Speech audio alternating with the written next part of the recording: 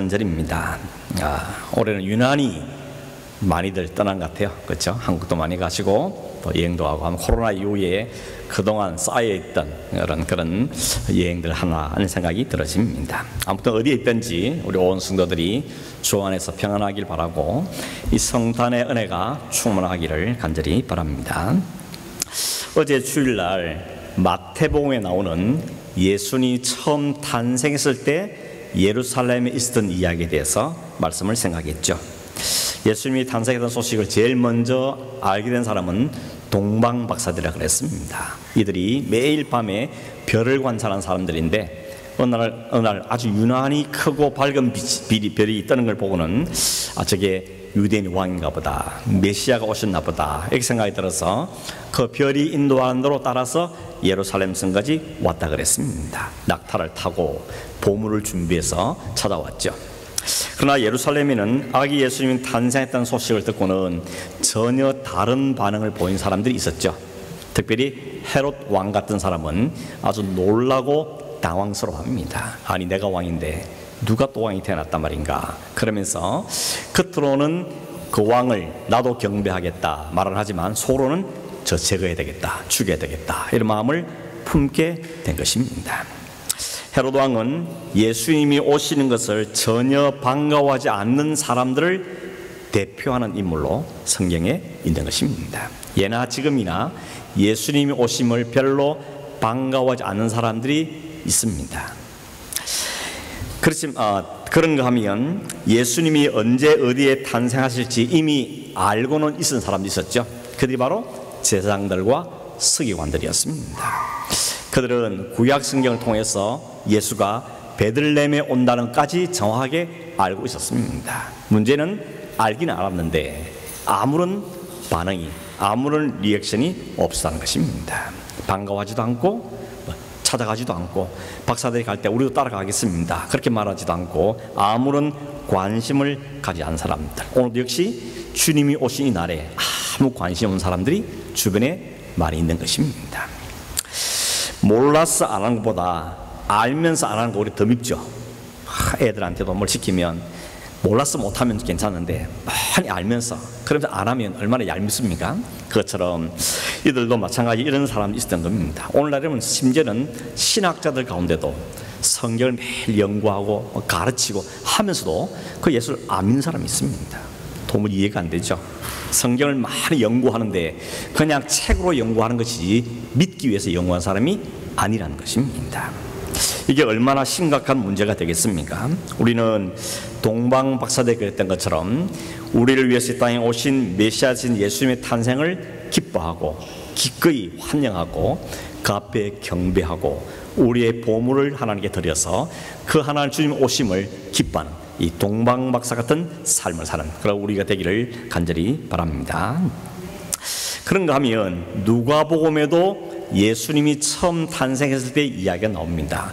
이런 복음서는 4가지죠. 마태, 마가, 누가, 요한. 그 4개 중에 마태와 누가에만 예수님이 태어난 이야기가 기록되어 있습니다. 물론 조금 내용이 좀 다르긴 하지만 마태복음에는 동방 박사들이 예수님의 탄생을 알고는 멀리 찾아와서 예수님께 경배했다 그랬습니다. 누가복음엔 그때 또 다른 예수님의 성탄을 기뻐한 참여한 사람이 있었는데 그 사람들이 목자들이었습니다. 그래서 오늘 제가 설교 제목을 목자들의 성탄절이다 이렇게 정해보았습니다. 이 사람들은 들판에서 양들을 지키고 있었습니다. 그때 밤중에 천사가 그들에게 나타났고 그들에게 구주가 태어났다, 그리스도가 탄생했다 하는 소식을 전했던 것입니다. 목자들은 그 천사의 말을 듣고 얼른 베들레헴까지 달려가서 거기에 진짜 아기 예수와 어머니, 아버지가 있는 걸 보고는 자기가 겪은 이야기를 이야기했고 그 예수님의 탄생을 찬송했다고 이야기합니다. 이것이 약 2020년 전에 있었던 첫 번째 성탄절의 모습이다 이렇게 말할 수가 있겠습니다. 우리가 읽지 안 했지만 2장 1절에 보시면 예수님이 베들레헴에 왜 태어났는가, 왜 베들레헴인가 하는 것을 알려주는 대목이 나오는데 2장 1절을 읽어드리면 이렇습니다. 그때에 가이사 아구스도가 영을 내려 천하로 다 호적하라 하였으니 로마의 황제가 모든 유대인들에게 니네들 고향으로 가서 인구 조사에 참여하라 한 것입니다. 우리가 말하면 인구 센서스를 한 거죠. 딱 자기 고향에 가서 자기가 이게 등록하는 이런 일을 하라는 것입니다. 이유는 뭘까요? 유대인들 숫자를 정확하게 파악하고 세금을 잘 걷어들이려고, 다른 데 목적이 있는 게 아니고 세금을 더 많이 정확히 걷어들이기 위해서 호적을 하라고, 인구 센서스에 참여하라고 이야기했던 겁니다. 예수님의 육신의 아버지인 요셉도 자기 고향으로 가기 위해서 지금 베들레헴으로 오게 된 겁니다. 그리고 임신했던, 배가 불렀던 그 마리아도 함께 길을 가고 있었던 것이죠. 근데 요셉과 마리아가 베들레헴에 도착해서는 이제 거의 막 아기가 나올 것 같은 이런 상황에 처한 겁니다. 금방이라도 아이가 나올 것 같은 이 다급함 때문에 이 아기를 낳을 수 있는 장소를 막 찾았지만 여관에는 사람이 꽉 차가지고 도무지 있을 곳이 없었던 겁니다. 그래서 아마 여관 주인이 그랬는지 그 마을 사람들이 자비를 베푸는지 모르지만 그래도 좀 몸을 피할 수 있는 곳, 그게 바로 구유가 있는 마구간에 자리를 잡게 되고 거기서 아기 예수님이 탄생하게 된 것입니다. 여러분, 구유라는 것은 뭔고 하면 말이나 소를 이렇게 먹이를 주기 위해서 한 이 밥통, 우리 식으로 말하면 밥그릇이 바로 구유입니다. 아기 예수님 태어나서 그거를 그 구유에다가 아기 예수님을 뉘어놨다는 것입니다.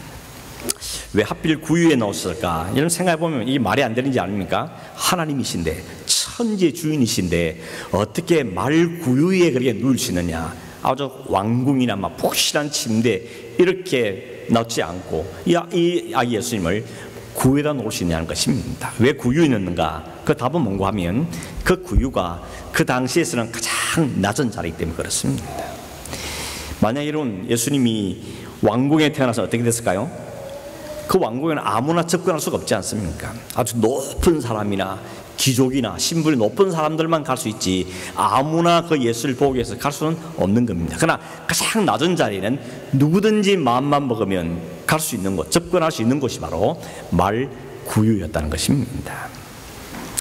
그래서 여러분, 구유는 누구든지 쉽게 접근할 곳이기도 하고 또 한편으로는 이 구유가 밥그릇이라고 했죠. 말이나 소가 먹는 음식이 주어지는 그 밥그릇이란 겁니다. 어떤 신학자가 이런 표현을 하던 걸 보았습니다. 왜 예수님 말구유에 누워 있었을까? 왜 먹이처럼 거기에 누워 있는가? 이것은 온 세상 사람들을 위해서 자신을 떡으로, 자신을 생명으로 내어준다는 하나의 심볼, 상징이라고 이야기하는 것입니다. 나를 먹으라는 겁니다. 여러분, 나를 먹으십시오. 나를 먹어야 삽니다. 내가 생명의 떡입니다. 이야기를 이 표현을 통해서 보여주고 있다는 것입니다. 요한복음 6장 51절에 보니까 이렇게 말씀하죠. 예수님이 나는 하늘에서 내려온 살아있는 떡이니 사람이 이 떡을 먹으면 영생하리라. 내가 줄 떡은 곧 세상의 생명을 위한 내 살이니라.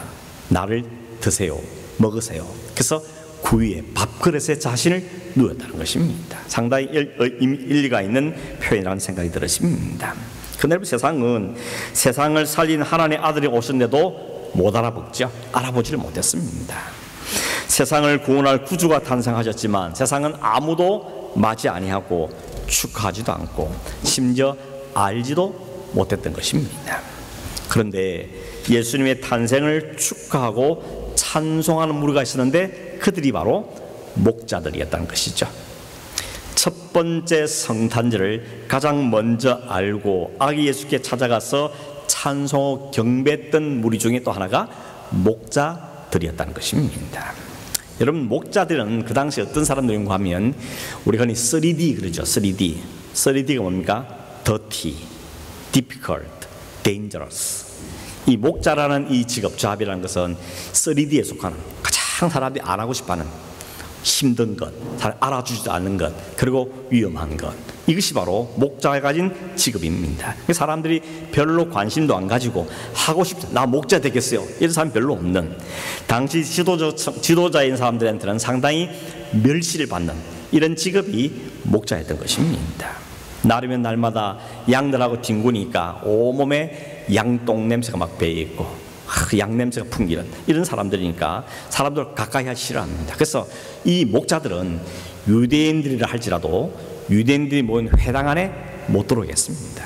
당신은 들어오지 마시오. 냄새나는 그 모습가 어디 들어오냐고 못 들어오게 하는 것입니다. 심지어는 재판을 할 때 그 증인 위트니스로 목자들은 안 된다 그랬습니다.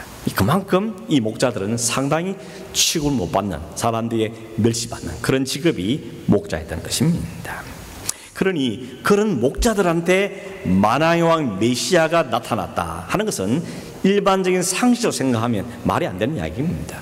적어도 하나님 아들 왕이 예수님 오신다면 아주 멋진 모습으로 왕궁에서 태어나야지 어떻게 저 마국간에서 그것도 목자들한테 먼저 나타날 수 있는가, 이렇게 생각할 수밖에 없는 상황이라고 말할 수가 있는 것이죠. 그런데 왜 그들에게 구주 탄생을 가장 먼저 알렸을까? 이유가 뭔 것 같습니까?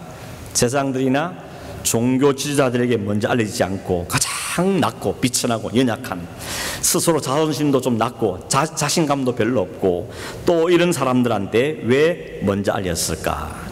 그들이 가장 그리스도가 필요한 사람들이기 때문에 그런 것입니다. 그리스도가, 구주가 가장 필요한 사람들이 가장 낮고 비천하고 연약한 사람들이라는 것입니다. 도움이 필요한 사람들한테, 자기 힘으로는 도무지 어떻게 설 수 없는 사람, 아무도 관심 가지지 않고 그들도 보지 않는 사람, 그래서 자기들은 별로 소망이 없는 사람들, 이들에게 주님이 찾아가 주셨다는 것입니다.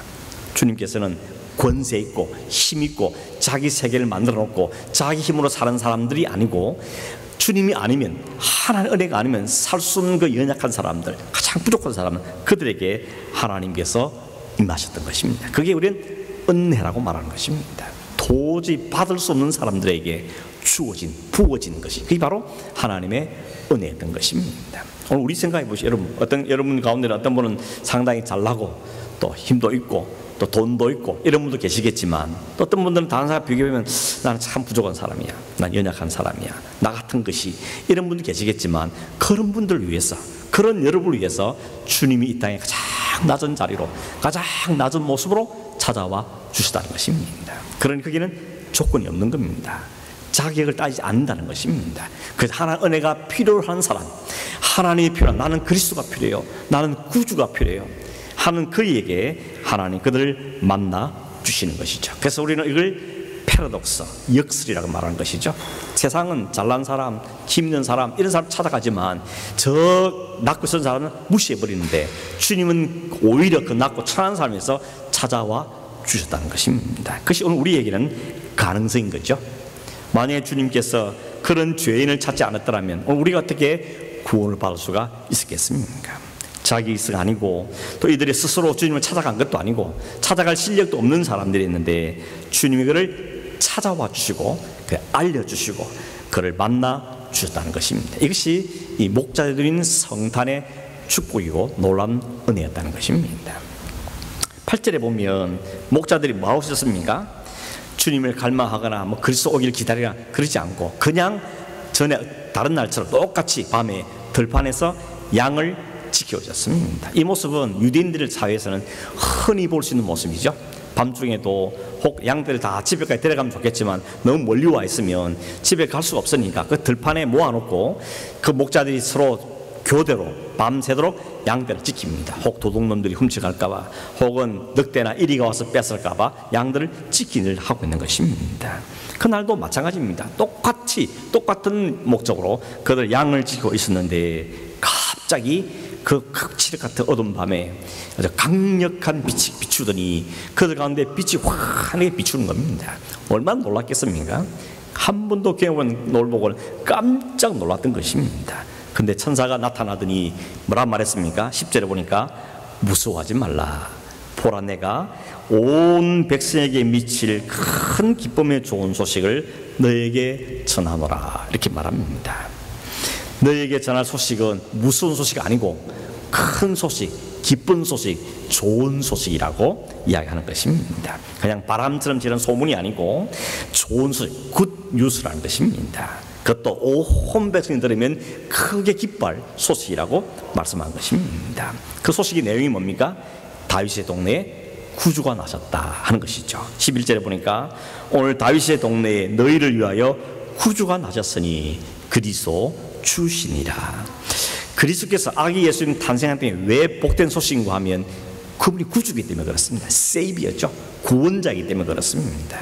그래서 구원자가 없다는 것은 그들의 놀라운 축복이 아닐 수가 없다는 것입니다. 요즘 여러분 지금 온 세계에 갑자기 막 태풍이 닥치고 폭우가 쏟아지고 그래가지고 막 물난리가 나고 온 마을이 잠기고 이런 막 일이 막 벌어지고 있죠. 그런 일이 벌어졌을 때 그 사람들 이게 구조하는 것도 보여주지 않습니까? 어느 사람은 막 아이들을 이 고무대야에 태워가지고 막 데려간 사람도 있고, 보트가 와서 태워가는 사람도 있고, 심지어는 완전히 고립돼가지고 도저히 어디를 빠져나갈 수 없으니까 지붕에 막 올라가 있는데 헬기가 다다다다다 뜨더니 줄을 내려가지고 그 사람을 태워서 가는 모습도 보여주죠. 여러분 그 지붕에서 고립된 사람들에게 헬기가 다다다다 뜨면서 광주리가 쫙 내려갈 때 얼마나 기쁘겠습니까? 와, 이제 살았다, 이제 드디어 생명줄이 내려오니까 살았다고 생각하지 않겠습니까? 얼마나 감사하고 기뻐했겠습니까? 이게 바로 동이 마찬가지인 것입니다. 우리 인간들이 아담의 불순종과 절에서 다 죄 아래 처해지고 죄 때문에 죽을 수밖에 없고 영원히 사망을 차할 수 없는, 우리는 이제 다 죽었다 이런 상황인데 그 속에 있는 우리들에게 하늘로부터 생명줄이 내려올 겁니다. 그럼 우리를 건져 올라가는 것이죠. 그 생명줄이 다른 사람도 아니고 내게 쫙 내려올 때 얼마나 감격스럽습니까? 야, 이제 나는 살았다, 나는 살았다, 내를 구주가 왔었다, 구세주가 왔다, 세이비가 왔다. 그래서 그 우리에게는 이 구주가 오자는 소식은 놀랍고도 기쁘고 복된 소식이라고 말할 수가 있는 것입니다. 13절에 보니까 다윗의 동네에 구주가 탄생했다 이런 소식을 들었던 목자들이 그 소식이 알려진 동시에 또 다른 현상이 벌어졌죠. 뭐라 그랬습니까? 수많은 하늘의 군대와 천사들이 갑자기 나타나더니 그 아기 예수님을 찬송하면서 크게 노래를 불렀다는 것이죠. 뭐라 노래 불렀습니까? 지극히 높은 것은 하나님께 영광이고 땅에서는 기뻐하신 이런 사람들에게 평화로다. 이것이 한두 명이 한 게 아닙니다. 우리 뭐 4명이 찬송 부르는데 이 4명 정도 아니고 수많은 천군 천사들이 다 동원돼가지고 나팔을 불고 막 북을 치고 온 천사들이 한 목소리로 합창하는데 지극히 높은 것은 하나님의 영광이고 땅에서는 기뻐하시는 사람들에게 평화로다. 이 목자들이 얼마나 황홀했겠습니까? 한 번도 볼 수 못했던 광경이 눈앞에 펼쳐졌는데 아마 정신이 나갔을 겁니다. 도대체 이게 무슨 일인가 감격하고 감동을 받았을 겁니다. 누가가 이 장면을 이렇게 상세하게 기록한 이유가 있습니다. 왜 그런 줄 아십니까? 지금 천하는 누구 발 아래인가 하면 로마의 황제 아래 있습니다. 로마의 황제가 다 통치하는 세계입니다. 황제가 한번 나타나면 크게 두 무리가 따른다 그럽니다. 앞에는 나팔을 불면서 황제가 가신다, 길을 비켜라 하면서 부는 나팔 부는 사람들이 앞에 나가고, 그 뒤에는 그 둘러싼 많은 군사들이 이 황제를 보호하기 위해서 진을 치고는 그를 호위하는 것입니다. 이 황제가 나타나는 것은 엄청나고 놀라운 일인 것입니다. 감히 황제 가는 길을 막을 자가 없죠. 다 엎드려서 황제가 지나가면 그 앞에 머리를 좋아하면서 가이사께 충성, 주님이십니다, 당신이 우리 주인입니다 이러면서 소리를 지르는 것입니다. 그런데 여러분, 이날 밤에 아기 예수님 태어난 이날 밤에 세상은 몰랐지만 그 들판에서 이 놀랍고 엄청난 일이 벌어진 것입니다. 천사가 나타나서 메시아 구주가 왔다는 선포를 하고 그 소식을 듣고는 수많은 천군천사 동원돼서 한 목소리로 하나님을 찬송한, 이제 구주가 나셨다, 그리스도께서 나셨다는 소리를 외치는 것은 뭡니까? 그 헤롯이나 로마의 황제가 진짜 주인이 아니고 진짜 주인이 나타났다는 것입니다. 물러거라, 가짜는 물러거라, 진짜 왕이 왔다, 진짜 주인이 왔다 하는 것을 하늘로부터 선포된 사건이 바로 이 들판이라는 놀라운 광경인 것입니다. 그분이 우리의 구원자, 그분이 그리스도, 그분이 우리의 세이비어라 말하는 것입니다. 누가 이 장면을 의도적으로 지금 이야기하는 겁니다. 너희들은 지금 로마의 황제 아래 있고 로마 황제 앞에 다 철로하고 있지만 아니라 진짜 왕이 한 봐라, 진짜 주인이 누군지 보라 하고 둘을 딱 비교를 시켜서 누가 진짜 왕이냐, 누가 참된 왕인가를 보라고 누가 확실하게 우리에게 두 가지 모습을 같이 보여주고 있다는 것입니다. 특별히 이런 목자같이 비천하고 보잘것없고 아무도 인정해 주지 않는 사람들에게 찾아오신 예수 그리스도께서는 이들에게 구원과 은혜를 하나님 나를 주실 분이라는 사실을 노래하고 있는 것이죠. 그런 점에서 여러분, 오늘 성탄의 주인으로 오신 그 주님이 여러분에게도 주인이십니까? 이걸 우리가 물어봐야 되는 것입니다. 그 성탄의 주님이 그 한 천군 천사를 동원해서 외친 그 주님이 나의 주님, 나의 구주, 나의 세이비어, 나의 하나님이신가? 우리는 반드시 확인해 봐야 되는 것입니다. 우리 가정의 최고의 결정권을 가진 분은 와이프가 아니고 주님이시다. 자식이 아니고 주님이시다. 주님이 우리의 모든 주권자와 결정권자다 하는 것을 우리는 이 아침에 다시 한번 진실되게 고백하고 하나님 앞에 인정해야 하는 것입니다. 주님이 언제 우리의 주인이 되신 겁니까? 주인이 되려면 내 몸값 페이해야 되죠. 난 이제 네 몸값 내가 페이했다. 너 내 거다. 이게 페이한 거죠. 어디 있어요? 십자가에서. 우리의 모든 죄값을, 우리의 모든 허물의 값을 주님이 대신 다 페이하신 다음에, 자, 지금부터 너는 내 거야. 내가 내 주인이야 라고 우리에게 주인이 되어 주신 것입니다. 어떤 여자분이 아버지는 장로님, 엄마는 권사님, 그 집에 태어난 딸이 있었습니다. 곱게 자랐죠. 그리고 결혼을 했는데 남편은 누가 하면 장로님, 아버지가 장로님, 어머니 권사님. 이 장로님, 권사님 두 집안의 남녀가 결혼한 겁니다. 그리고 한 20년 정도를 착실하게 신앙생활을 했습니다. 거의 한 주도 빠지지 않고 예배를 잘 드렸습니다. 거의 나이가 50살 가까이 됐습니다. 누가 봐도 저 가정은 정말 신앙인 집안이야, 정말 제 믿음의 가정이야, 이렇게 인정해 줄 가정이었습니다. 근데 어느 교회 모임에서 이런저런 이야기를 하다가 바로 옆에 앉은 여집사님이 이렇게 물었어. 뜬금없이, 집사님은 예수님을 믿습니까? 이렇게 묻더라는 겁니다. 내가 집사인데, 우리 아버지 어머니가 장로님 권사님인데, 우리 남편의 이 새아버지 새부모님이 교회가 알아주는 이 장로님 권사님이고 우리가 20년 넘게 신앙생활을 했는데, 이렇게 말한 그에게 집사님 예수 믿으세요? 예수 믿습니까? 라고 묻는 그 물음이 태어나고 처음 들어본 질문이라는 것입니다. 누구도 자기에게 당신 예수님을 정말 믿습니까? 라고 물어준 적이 없었다는 것입니다. 근데 그날 그 모임에서 뜬금없이 그 질문을 받고는 처음에는 그냥 대수롭지 않게 생각했는데 집에 가서 생각해보니까 계속 생각이 나는 겁니다. 당신 예수 믿습니까? 너 예수 믿냐? 하는 질문이 밤새도록 머리 안에서 떠오르는 것이죠. 한 번도 생각해보지 않은 문제였습니다. 그냥 상식적으로 그냥 교회 다녔고 열심히 봉사도 하고 살았는데, 네가 정말 예수를 구주로 믿느냐? 이 말에 대해서는 생각이 별로 없었다는 것입니다. 그날 밤에 밤새도록 고민하다가 그 밤에 주님을 자신의 구주로 정확하게 영접하게 됐다는 것입니다. 이런 일이 그에게 일어났다고 이야기하는 것입니다. 여러분, 우리가 신앙생활을 몇 년 했냐, 그 중요한 게 아니고 내가 어느 집에 태어났냐, 그게 중요한 것이 아니고 그 예수 그리스도가 나의 구주신가, 그분 나의 주인이신가, 내 과거, 현재, 미래 모든 것이 주님께 있다. 내 가정도, 내 직업도, 나의 모든 것도 주님 것이다. 이 고백이 오늘 우리에게 진실로 있어야 하는 것입니다. 이 고백이 제대로 된 사람에게는 삶이 따르겠죠.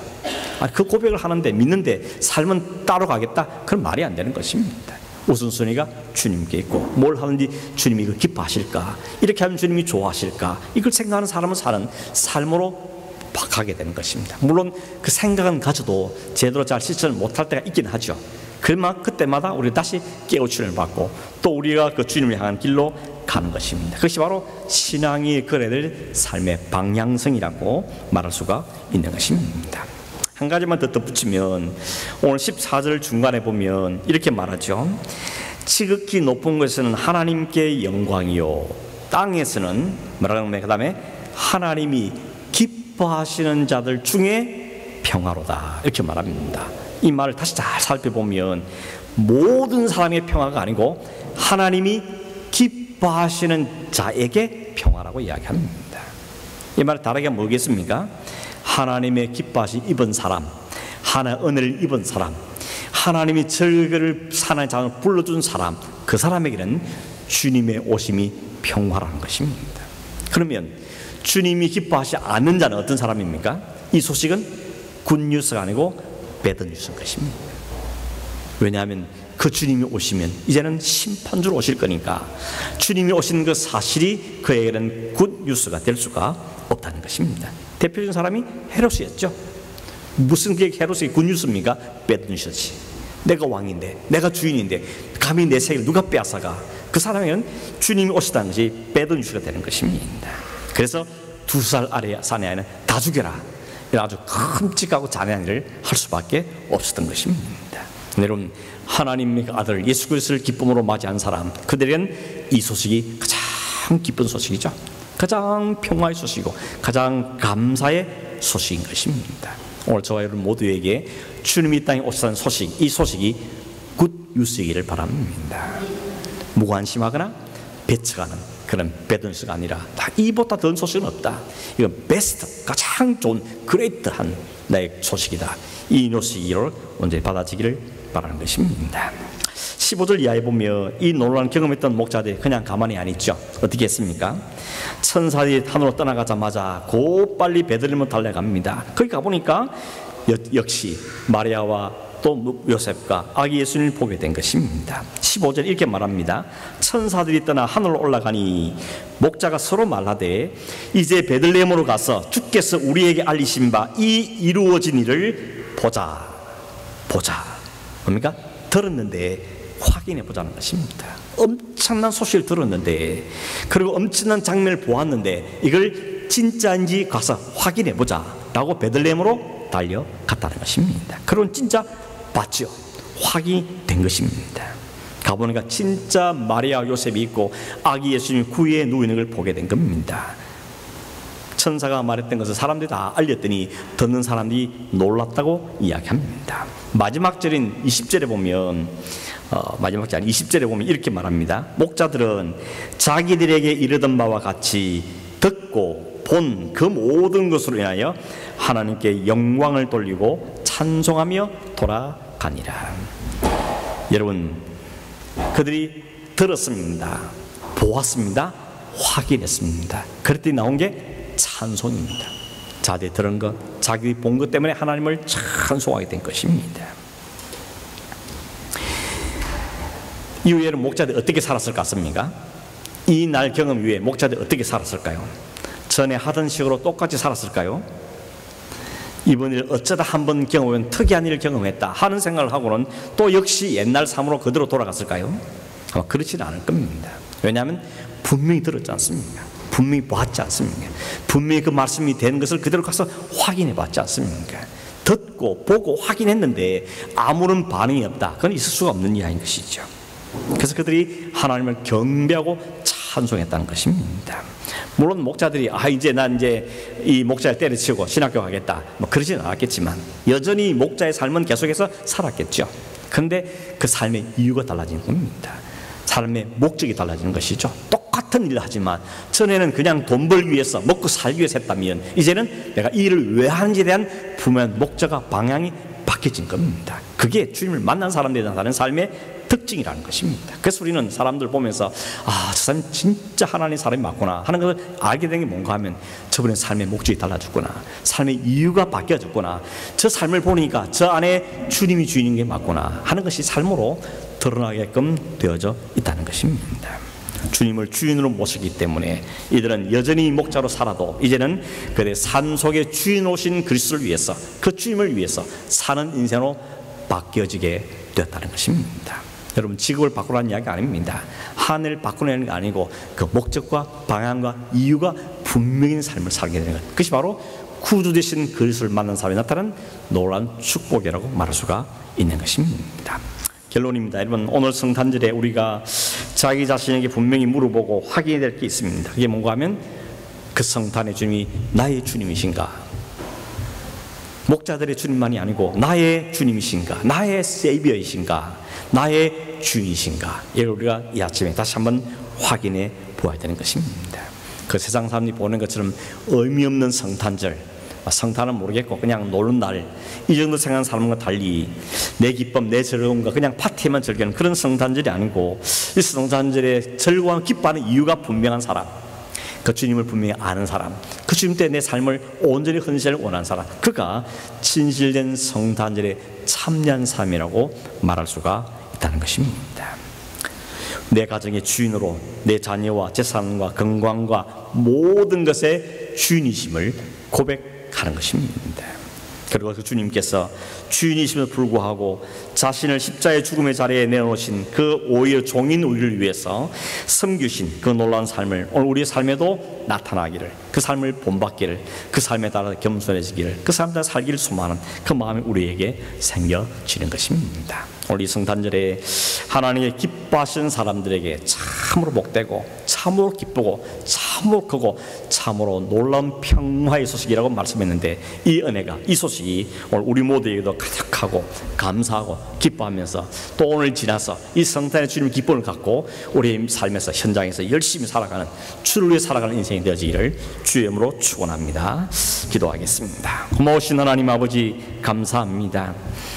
주님이 오셨는데 세상은 알아보지도 못하고 관심도 없고 오히려 배척하며 자기 중심으로 살았던 세상 속에 주님이 이 땅 속에 오셔서 주님이 구주심을, 주님이 하나님의 아들이심을 보여주실 뿐만 아니라 오늘 우리에게 다가오셔서 주님을 알게 하고 믿게 하시는 놀라운 은혜를 베푸신 하나님께 진실로 감사함을 드립니다.